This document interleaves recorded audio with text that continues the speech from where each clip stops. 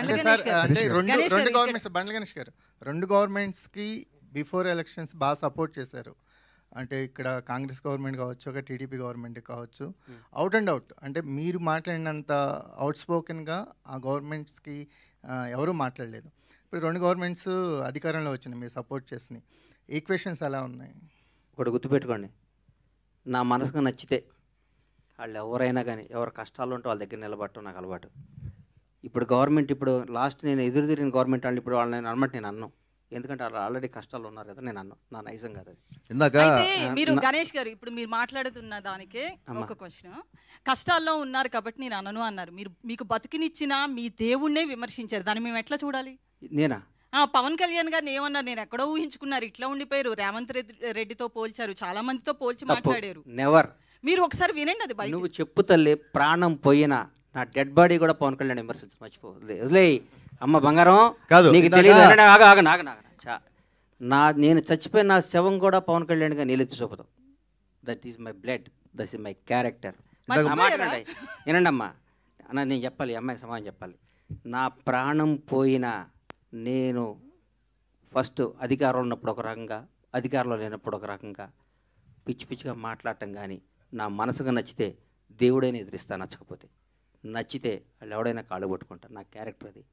చంద్రబాబు నాయుడు గారిని భారతదేశం మొత్తం ఆయన దగ్గరికి వెళ్ళాలంటే భయపడ్డ క్షణంలో, వణుకుతున్న క్షణంలో, వణుకుతున్నారు, ఆయనతో లబ్ధి పొందినాడు కూడా వణుకుతున్న క్షణంలో చంద్రబాబు గారికి మద్దతుగా నిలిచిన మొదటి సినిమా రంగం నుంచి మొదటి వ్యక్తిని నేను.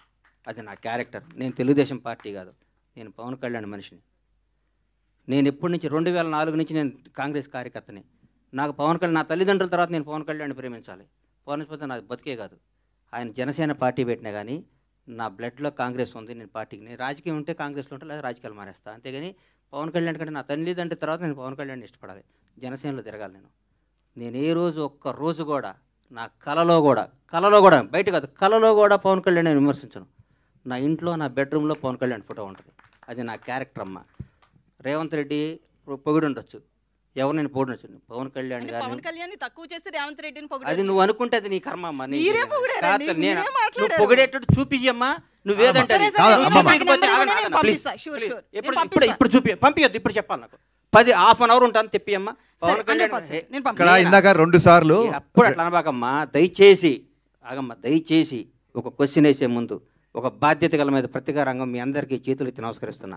1-2 సార్లు క్వశ్చన్ చేసుకొని ఏదో అడగాలి, ఏదో మీరు క్రేజ్ తెచ్చుకోవాలి, ఏదో ఏనమ్మా అన్న, ఏదో మీరు క్రేజ్ తెచ్చుకొని అడగబాకండి. భగవంతుడి మీద సాక్షిగా నేను పవన్ కళ్యాణ్ గారిని అనలేదమ్మా, బంగారం అనలేదమ్మా, ప్లీజ్ తప్పమ్మా, అనబాకమ్మా, నన్ను అనబాకమ్మా.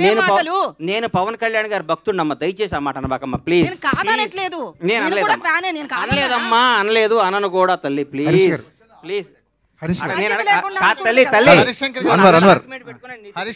ఒక్క నిమిషం అన్వర్ గారు, ఇందాక ఏమైందంటే 2 సార్లు గ్రేటానందమూర్తి గారు మైక్ తీసుకున్నప్పుడు 2 సార్లు ఎవరో ఓవర్లాప్ చేశారు.